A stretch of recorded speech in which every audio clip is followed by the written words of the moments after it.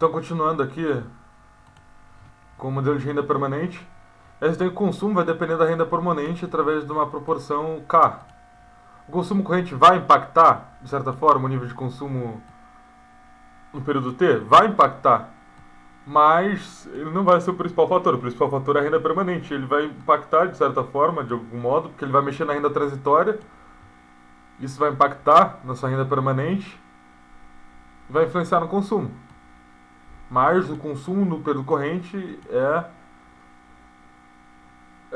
bem fortemente determinado pela renda permanente. E aí você pode fazer manipulações matemáticas, sei lá, separar isso aqui. Ele dá um exemplo numérico aqui.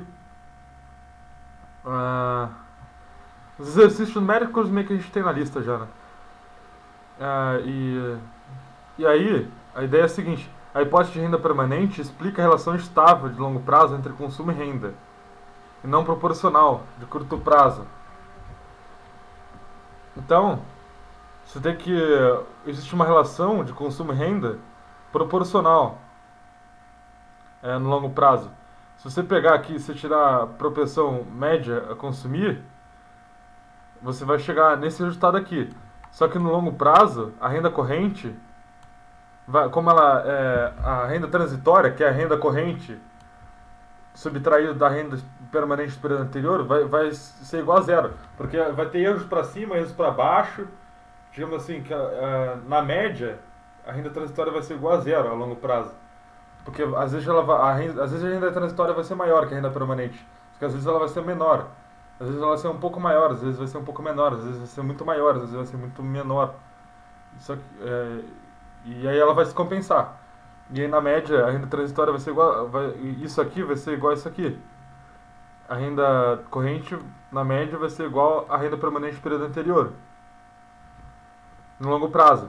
E aí você vai ter que a propensão média a consumir vai ser igual ao K. Então a propensão média a consumir aqui, a variação do consumo com relação à renda transitória, vai ser igual ao K no longo prazo.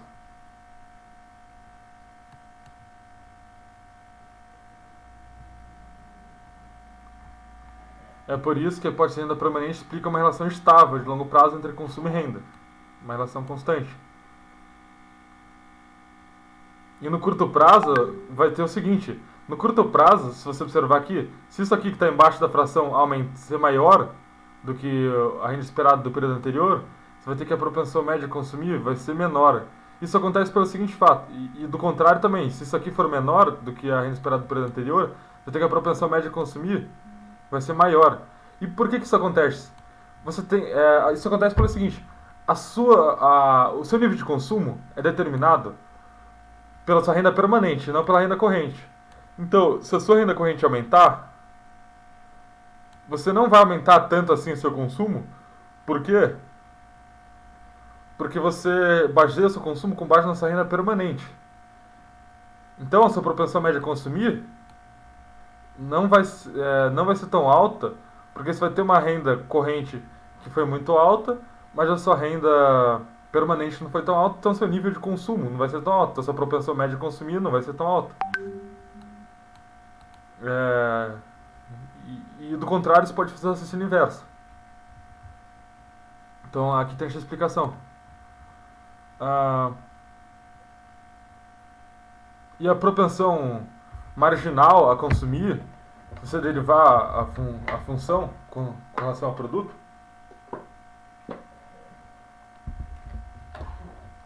função consumo com relação ao produto no período T, vai ter que a propensão marginal a consumir também vai ser constante. E vai ser o K vezes o J.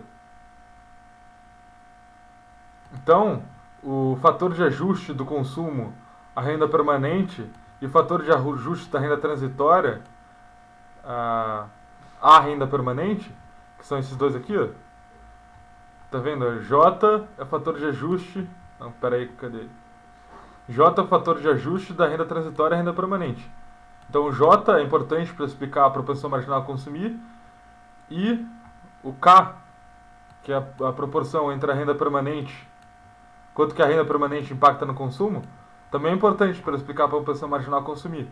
Quanto maior o KJ, maior a propensão marginal a consumir. Quanto menor, menor eles.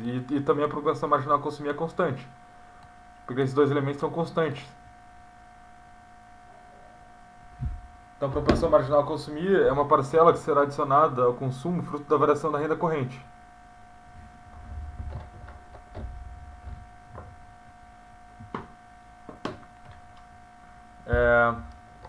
E a política econômica? As implicações de política econômica são as mesmas do ciclo de vida. Você tem o efeito de riqueza e o canal de crédito, que foi explicado no ciclo de vida. E a política fiscal, se a propensão marginal a consumir for alta, a política fiscal vai ser mais eficiente.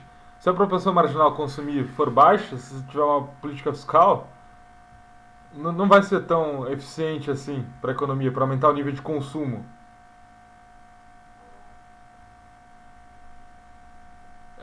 E as políticas de transferências e a desoneração são vão ser de baixa potência. Então, a propensão marginal a consumir é importante para determinar se o consumo vai ser alto ou baixo quando você vai fazer uma política fiscal.